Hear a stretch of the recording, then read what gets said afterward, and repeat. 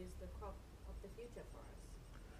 Yeah, well, breadfruit, unlike the root crops, it gets its food from its leaves, the canopy, big leaves and the canopy, um, and it's quite not particularly demanding on the soil. Particularly if it's fertile soil, if the soil's been run down, well, you have to replenish the soil. But it's nowhere near as demanding on soil as grain crops. So in that sense, it's just like our Dunley Tana or the tapioca.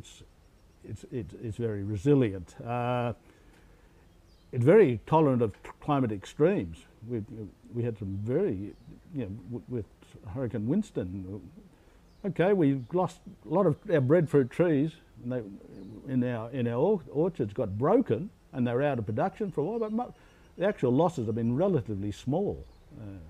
So it's resilient in that sense to those extremes. It will come back. You lose your production for a while from the cyclone, but it's there into the future. It's well suited to intercropping. That's an important thing. Not our traditional wild harvest, but if you grow it in an orchard, you can grow short-term crops amongst it in collaboration with it.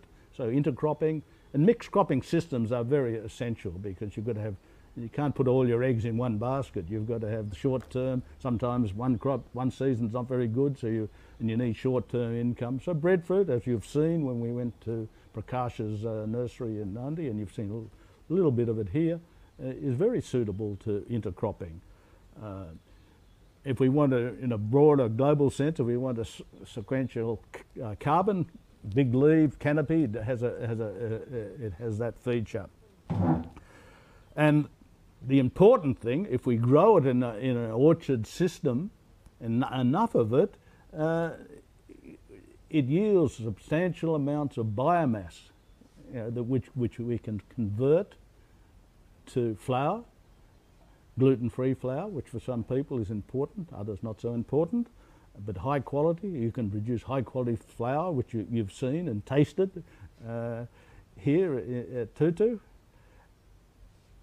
And you can produce paste products, which are substitutes, so that it creates that opportunity if we do it in the scale in a way that is large enough to do. It's not our old system. Yeah, it's the old traditional, have a few breadfruit trees around the house and in the village. Yeah, good, that's useful, but it's seasonal and it's not a major. But if it's going to have a major impact, then it has to be grown as an orchard, and that's what we're trying to develop. We're doing it on a fairly small scale, but if we're going to have a big impact into the future, that's what is necessary. So we have to have something that is a substitute for grain products. It's never going to be a complete substitute.